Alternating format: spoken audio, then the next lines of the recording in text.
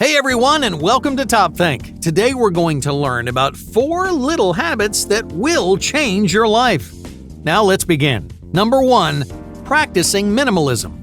You can change your life by changing your environment. Whether you have an apartment or a home, whether you live with roommates, a partner, or by yourself, your living space is an essential part of your lifestyle, your mental health, and your productivity.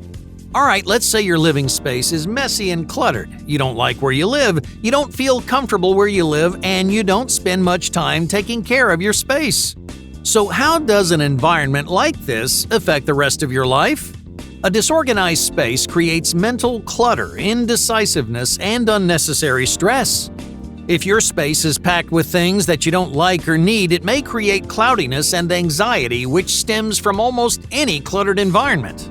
Most importantly, if you don't like where you live, you're never going to truly relax in your own space. You won't be able to rest and unwind. All that clutter will fester in the back of your mind, and that keeps you from feeling your best.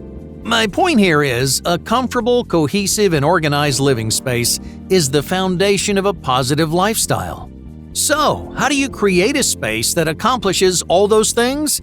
How do you keep your space organized and comfortable without spending hundreds of dollars and hours of your time? Well, it's a lot easier than you think to declutter and de-stress your living space.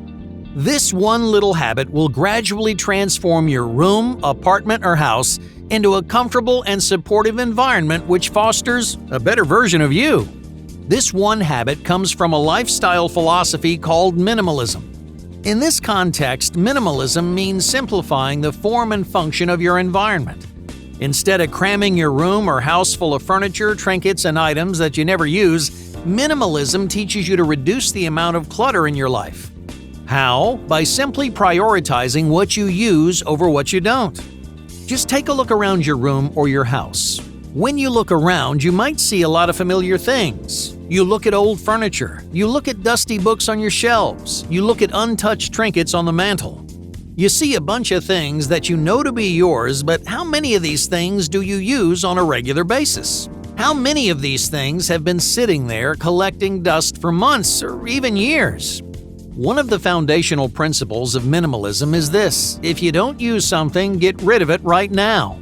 Don't wait for some golden opportunity. Don't justify each thing saying, well, maybe I'll find a use for it soon. Instead, ask yourself, have I used this thing in the last month? If the answer's no, it's time to go. Make a daily habit of getting rid of at least one item. It might be a trinket, a piece of clothing, or even something larger like a chair or a bookshelf. Whatever it is, gradually reduce your life to its core components. Trim away the fat. Shed all those extra stressors and find the small group of possessions that are most meaningful to you. The sooner you simplify your life, the sooner your lifestyle will begin to change. Number 2, choosing discomfort. Here's a tiny habit that can change your life in surprising ways. When you drive to the store, what's the first thing you do? You search the parking lot for a place to park, usually somewhere near the door. Some people will drive around in circles just to park a few feet closer to the entrance. But by parking near the door, you're actually teaching yourself bad habits. Parking near the door is like searching for a shortcut. Even though there are longer, more accessible parking spots available, you're fighting for the easiest option. Why? To avoid exerting any extra energy. But what happens when you change your habits? What if you started parking in the spot furthest from the door? What happens when you choose to exert more energy even if you don't have to? So if you want to change your life with one small habit, start parking at the back of the parking lot. Find a spot as far away from the door as you can, because this tiny change in your lifestyle can have a huge impact on your body, your mindset, and your long-term goals. First and foremost, parking further away gets you up and moving. These days, most of the world sits for long periods of time. You're sitting at your desk, you're lying on your couch, you're driving in your car. It's a whole lot of sitting and not a lot of physical movement. By parking further from every store, you can include more movement into your life. You create more opportunities to get your body moving, your blood pumping, and your muscles active. But that's not the only benefit of parking far away. By changing where you park, you're teaching yourself a unique kind of self-discipline. This is most apparent when the parking lot's empty. You could park in the closest spot, but you choose to park at the back. In other words, you could take the easy road, but instead you're opting into a more difficult decision. And what does that say about you? By making this decision, you're practicing long-term gratification. You're teaching yourself to face challenges instead of prioritizing comfort. This valuable transformation affects the most important aspects of your life. It teaches you to buckle down and work hard when it counts. It teaches you to confront difficult decisions instead of running away, and that's a lesson you'll value for the rest of your life. Number 3. Expanding your circle.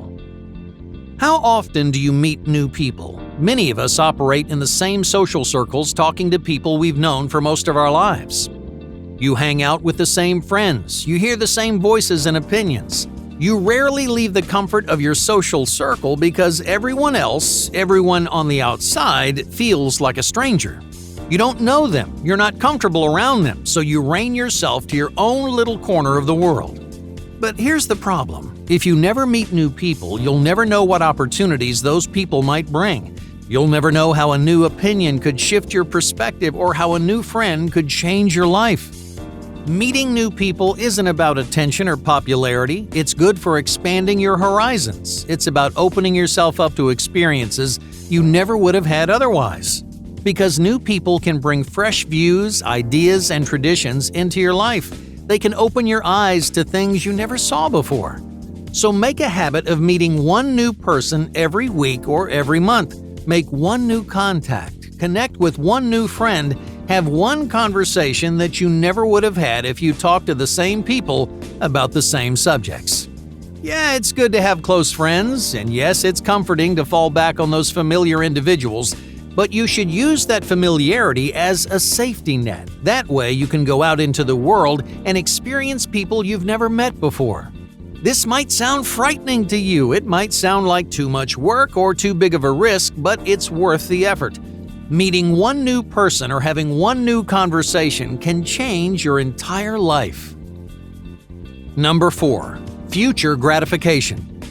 Your life is full of instant gratification. Online, in stores, and playing games, you're subject to a wide variety of stimuli that teach you to take shortcuts and demand immediate rewards. And to make matters worse, many people adopt a destructive motto that keeps them focused on what's right in front of them. That motto is, live in the present moment. Now, this motto isn't destructive on its own. It encourages you to appreciate what's right in front of you, and that's a valuable skill.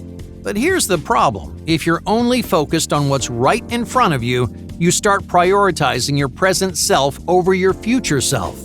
You lose sight of what you want in the big picture. Instead, you only satisfy the person you are now. If you have big dreams and goals, this approach is not going to help you find success or happiness.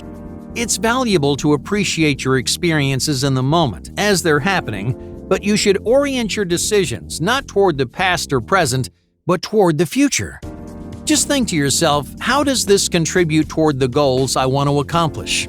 How do my current choices affect my vision of the future? Get in the habit of asking yourself these questions before making decisions. Instead of following your immediate impulses, just take 5 seconds to think about your future self. Alright, let's say you're about to spend hundreds of dollars on a luxury watch. You could put that money into your savings account and that money could help you down the road. But you really want that watch. So what do? Spend 5 seconds asking yourself about the future. Would your future self be happy about this purchase? Is this watch going to improve your life next week, next month, or even next year? If the answer is yes, it may be worth the money, but more often than not, you'll discover things you think you need are far from necessary. So, appreciate the present, but keep your eyes on the future. Learn to satisfy your future self. Practice controlling your immediate wants and prioritizing your long-term dreams. If you can prioritize